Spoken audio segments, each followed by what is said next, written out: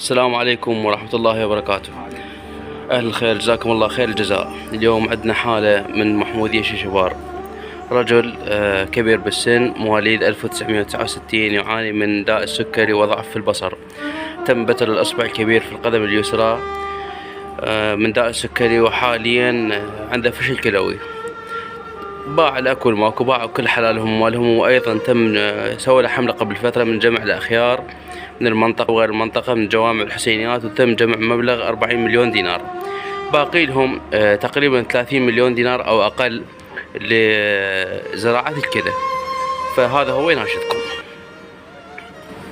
والله احنا ان شاء الله متجهين لوجه الله على الناس الطيبة الخيرة، واحنا مصابين بهذا المرض، ونريد فزعتكم من اخوتكم ان انتم لكم الاجر والثواب عند رب العالمين ان شاء الله ما يضيع. ونناشد الناس الخيرة الطيبة على هذا الامر. الله كريم ان شاء الله، اللي الله اللي يقدره يصير السعي هذه وعنده اخوه.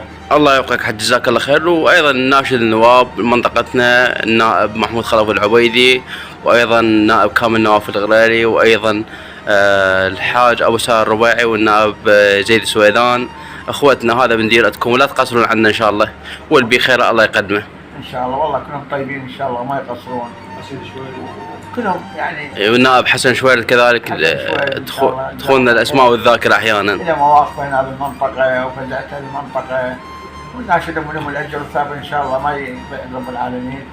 كذلك النائب حيدر حامد صبار، الله يجيب الخير له، وقفاته المشرفه بالحملات السابقه. والله والله ما يقصر ان شاء الله، رجل طيب وكفؤ ان شاء الله. وايضا رسالتنا لكل الناشطين ومنظمات الفرق التطوعيه، اخوتنا اللي بالمحموديه واللي باللطيفيه وفي كل المحافظات، اللي يعرف فريق العطاء التطوعي بمصداقيته وامانته، وهذه الشهاده يشهد بها الله قبل الانسان.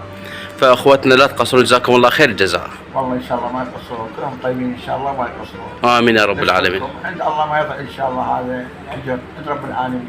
يم الله ان شاء الله. يم الله كلنا احنا تحت ان شاء الله. احنا بشهر فضيل، شهر محرم الحرام، وان شاء الله الخير ما يقصرون بحق محمد وال محمد. الله يبارك فيك ورحمه الله والديك. حياك الله حج، نسال الله الشفاء العاجل بحق محمد وال محمد. الله يبارك فيك ورحمه الله والديك. حياك الله. الله يبارك. اخوتكم فريق العطاء التطوعي.